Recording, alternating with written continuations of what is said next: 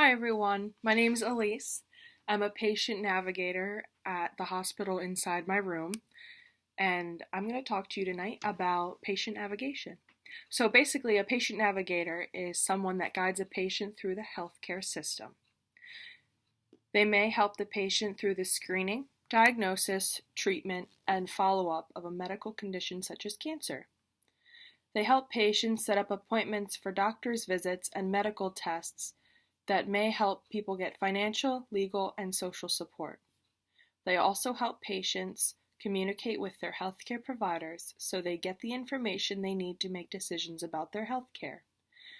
They may also work with insurance companies, employers, case managers, lawyers, and others who may have an effect on a patient's healthcare needs. Multiple risk behavior change is one of the most difficult problems in the scheme of health behavior change. This is because of the simple fact that no two people are alike. In fact, people are multidimensional and most engage in multi-behavioral risks. These risks include but are not limited to smoking, alcohol abuse, poor diet, physical inactivity, illicit drug use, and poor sexual behavior risks. It is proven that among people who smoke, 90% engage in additional risks.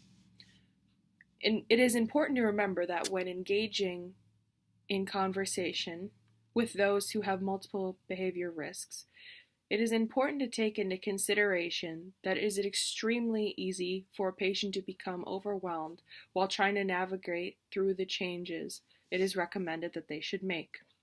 While changing multiple risk behaviors is found extremely valuable in individual health, it also increases the potential of greater health benefits, maximized health promotion opportunities, and reduced healthcare costs. Overall, multiple risk behavior change is hard to tackle, but when done, the benefits are absolutely tremendous. As far as the frequency of health behavior change problems, the majority of adults in the United States meet the criteria for 2 or more risk behaviors. This is absolutely astonishing, proving that there are very few individuals who only need to change one health behavior area.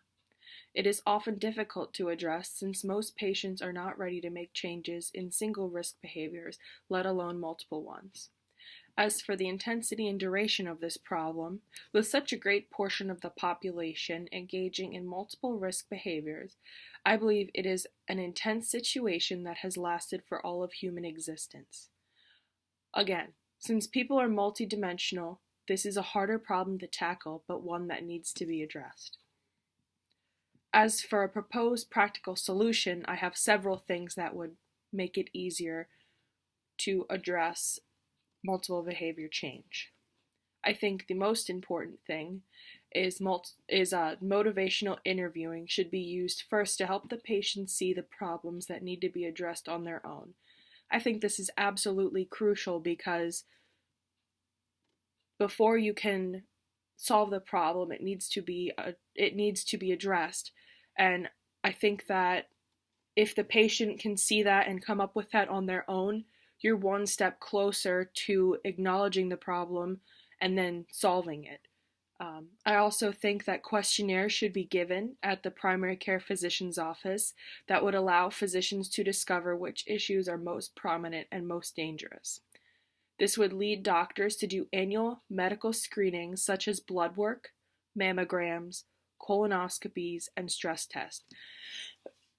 Excuse me. These are found extremely useful as they give the healthcare professionals and patients a starting place to see what is the primary problem that should first be addressed.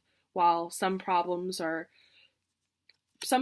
have a little more weight than others. For example, someone who is using heroin is more risk for death than someone who is physically inactive. Obviously, situations vary, but this is a general statement. Debriefing. Did I represent myself professionally and in the role of the patient navigator? I think I did, because I mentioned at the beginning I was a patient navigator in the hospital of my room, and I'm wearing a nice dress shirt, and I look professional. Did I successfully make the case that change is needed and possible? I absolutely did, because I mentioned multiple times that this affects a large amount of the population, and it is extremely possible to change. It just isn't easy. Did I sufficiently explain the cause of the problem? I did mention that physical inactivity,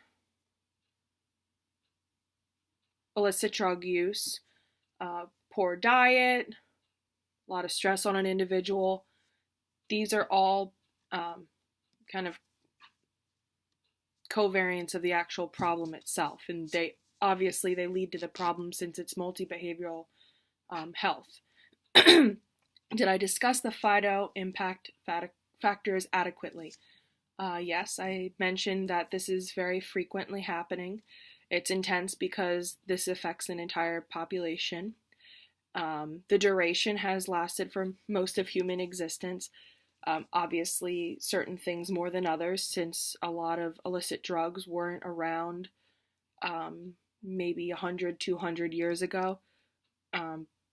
But there's definitely problems that have occurred for most of human existence, such as stress. Stress makes us do stupid things sometimes. Was my solution practical and likely to be adopted/adapted by the proposed stakeholder?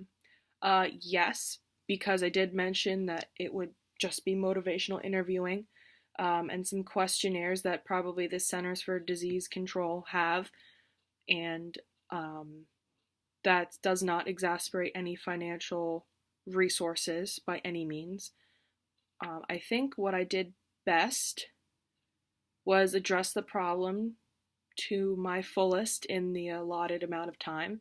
And I could probably in the future not look at my screen so much. I tried not to, but obviously that's inevitable. So, thanks. Have a good night.